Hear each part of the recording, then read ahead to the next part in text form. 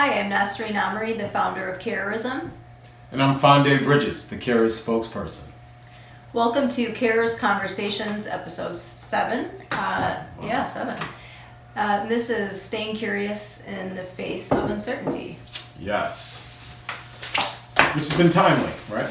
Yes. Wouldn't you say? Yes, We've talked about it a lot in the face of the pandemic and making plans for Carrorism and how we can implement ideas and projects and goals that we had under one set of circumstances. We find ourselves very curious, I'd say. A lot of conversations around this subject for us. So. Well, and definitely applying curiosity during uncertain times is it benefits you in a great way because we don't know what's going to happen tomorrow. Right. And what we can control is how we face our present time, our present situation. And, Right. it's like as you follow your heart on your journey in life, you're going to face uncertainty. And as a carrorist, we acknowledge that uncertainty it's just a natural part in your self-discovery and your journey. And when you apply, hey, Bingley. As you can see, you don't know what's going to happen next. There it Very is. uncertain time. There it is right there. Very timely, yes. Anyways, yeah, so carrorists are eager to learn, which is essentially curiosity, eager to learn how the uncertain times are, like what's going to unfold for them and how it's going to benefit their journey. And I guess to just add to that a little bit, I would say the positive psychology element of that is when you find yourself in uncertain moments and times, curiosity grants you access to be like, I wonder how this is helping me get to what I desired, what I wanted, what was in my heart. Because I think there are these moments where what is in front of us, what we're connected to, the experience we're in that we're uncertain of, is leading us to something that we've desired in our hearts, with deep intention. Right, and naturally as humans, because we have a limbic system, we do go into a fear mode, and so with uncertainty comes fear. We're fearful of the unknown. It's natural. And so when you apply a childlike curiosity and really embody it with enthusiasm, the fear naturally dissipates. And that's essential to practicing your positive psychology. I have to admit, I keep wondering how many 2-year-olds are like, wow, this is a pandemic. Most like 1 and 2-year-olds are like, this is right now. And so my goal is always to approach living with the same, I guess the word would be chutzpah, that 1 or 2-year-old has. They seem to wake up and get right to whatever the next energy of the moment demands. Yes, yeah. Well, I do want to say, commend you. You do embody that childlike energy very well, in fact, because the kids, especially elementary kids, they sometimes ask if you're a unicorn or an alien, and I think it's because they can't believe that an adult and someone is, you're tall and someone is, this large human is having fun on the planet. Yeah, so well done. Yeah, thank you very much. All right, well, let's go into the healthy word. I don't want to go on about all that. All right, here we go. So, healthy word of the day. Creative. Fantastic. Love it. Let's see what it means. Let's look it up here.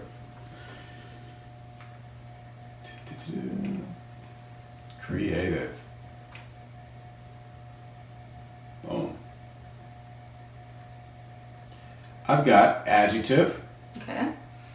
Relating to or involving the imagination or original ideas, especially in the production of an artistic work. Relating to or involving the imagination or original ideas, especially in the production of an artistic work.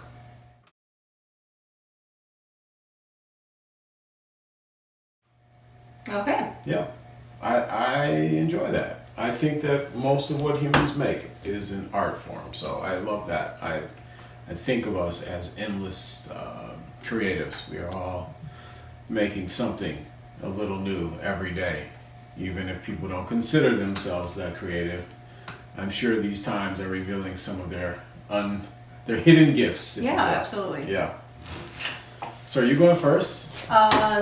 Your call. My call? Do you want me to go first, or do you want to go first? I, Please. Oh, really? Yes. All right. Well, I thank felt you. I felt you. You know what? Really wanted to go No, first, okay. I will just Mine say is short and this. sweet, so it might So be is good. mine today. Okay. So I was kind of like, maybe I'll get mine out of the way because normally I'm so, I want to go on and on about this individual, but I actually was being creative and took a different path. I did something. I used my imagination when I knew route. Okay. Mm.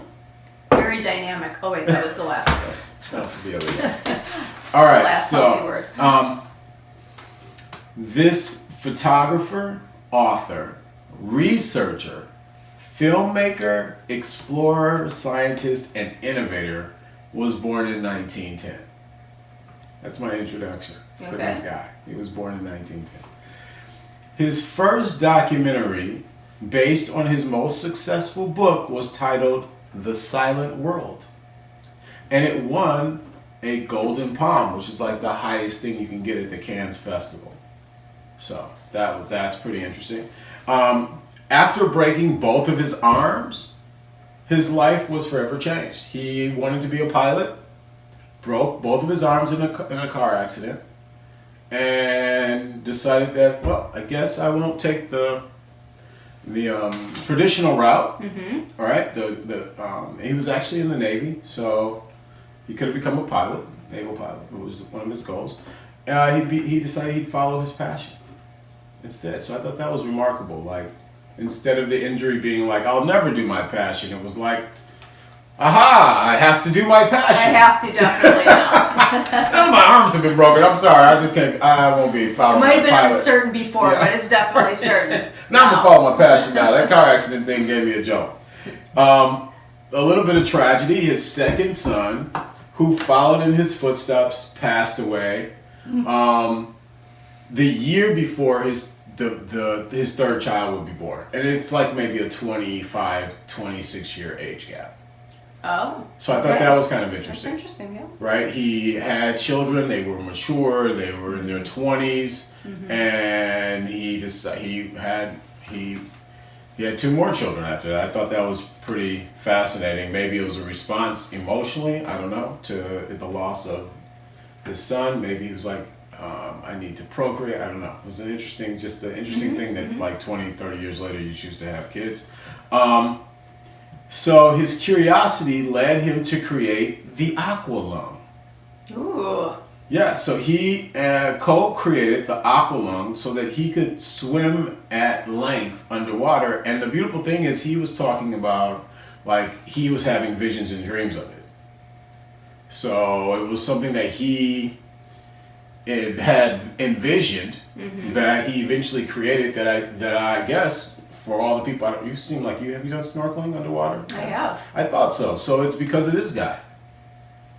Interesting. Right? You like that? Yes. So his quote that I have is, every explorer I have met has been driven, not coincidentally, but quintessentially. I love this. Every explorer I have met has been driven, not coincidentally, but essentially by curiosity, by a single-minded, insatiable, and even jubilant need to know. Ah. Every explorer I've ever met has been driven, not coincidentally, but quintessentially by curiosity, by a single-minded, insatiable, and even jubilant. I love the word jubilant in a sentence. Need to know. And I just want to say that I think we're all explorers. Yes, I do too. I think we all are. So I love the idea of curiosity. If you don't know, get on the hunt. So the person I chose is Jacques Cousteau. Okay. You know, you've heard of him. Yeah, but I wouldn't have imagined that he had anything to do with Jacques Cousteau. the snorkel. Aqualung Okay. created the. If air comes in a tank, it's because of Jacques Cousteau. Okay, thank you. All right, I will keep that in mind. Thank when you. I'm under the sea. Yes, please do. Jacques Cousteau, the reason why we know so much Under the Sea is because he breathed long enough and photographed and filmed. I mean, wonderful, wonderful human being, great contributor to the planet. I Love mean, it. That's what I got. almost wanted to bust out into the Disney song Under the Sea from Little Mermaid, but I know you did. I'll save that for another episode, perhaps. All right. So what do you got? Okay, so I wanted to also take the explorer route, you know, a traditional, like, okay, an explorer, but I didn't go in the traditional sense, like, of an explorer, or like, like Christopher Columbus or something like Fair that. enough, yeah. But like to your point, I believe we all are explorers on our own journey. Yeah. And so I chose a famous poet, Persian, All right. and his name is Rumi. I see. Yes. I've heard of Rumi. Yes. 13th century, he was a Sufi mystic, and he was actually called by many groups of people and individuals the greatest mystical poet of all time. All right. So, and then, you know, he was very, very popular. In Persia? To Americans, Okay. actually. And so what I thought was really fascinating about him is that he was, I would say, an explorer of the heart. Wow. The heart and soul, but most of his poetry was heart-centered. And just some fascinating things, like he was a nobleman, very wealthy. Was he? Super brilliant, educated, so on and so forth. And it wasn't until he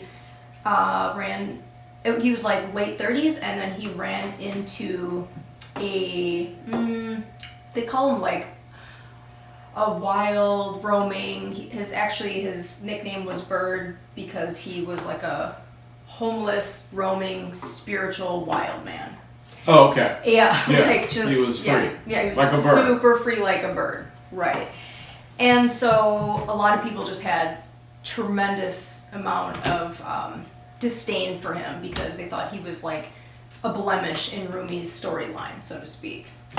Like, you know, at the time they're like, this okay. dude could not be kicking it with Rumi, but they had this undeniable connection, and their friendship lasted only the duration of 2 years, but Sure. in that time period, basically, the guy's name is Shams, and he said that he was searching for like a master teacher type dynamic, student teacher dynamic, and that's really what they became for each other. So and I just think that's beautiful because after Rumi met him, he was on this just lifelong journey to discover the soul. So Curiosity. Yep. He because of Rumi, he was influenced to follow his curiosity, his desire, and Yeah. Wow.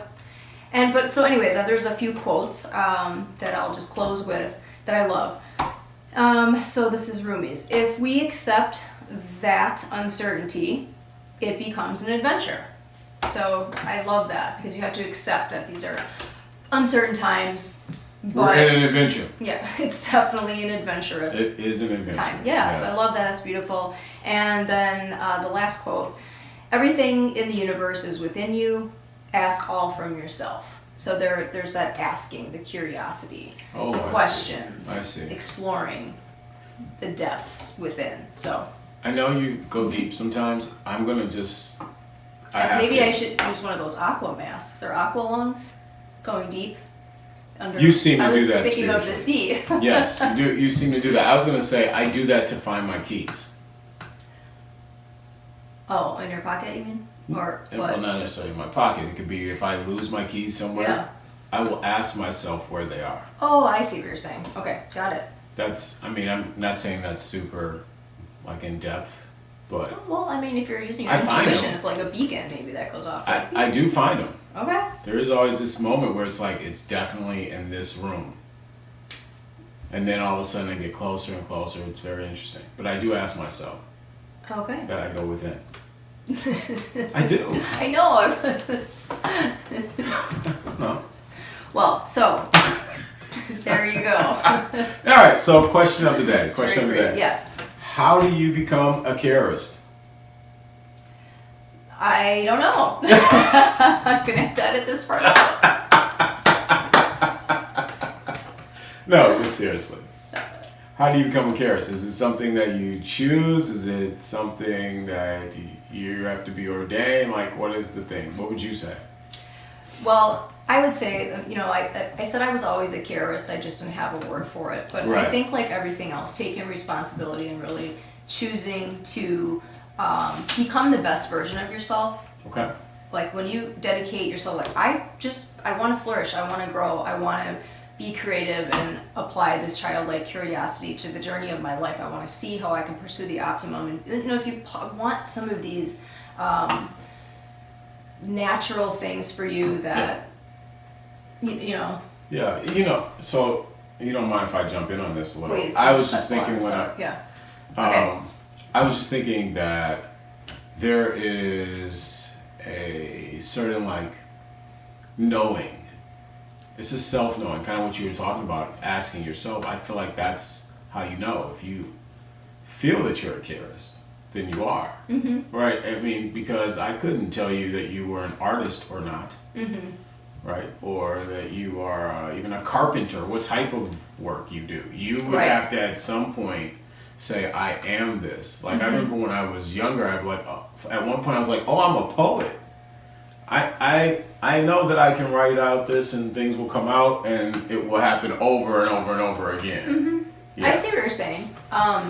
Okay, but that reminds me of Rumi actually, because he never said he was a poet, and he would argue like, I'm not a poet, but yet that's what he mastered.